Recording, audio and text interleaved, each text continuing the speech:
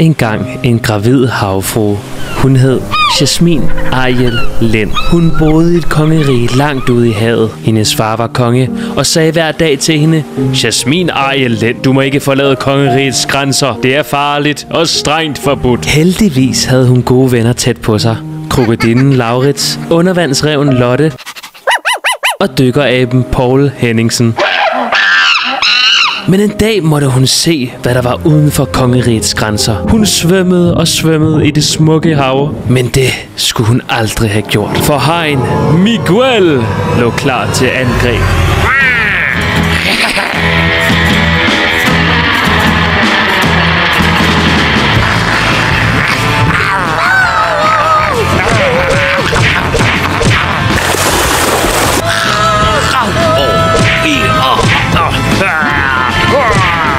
Men vandt hvad?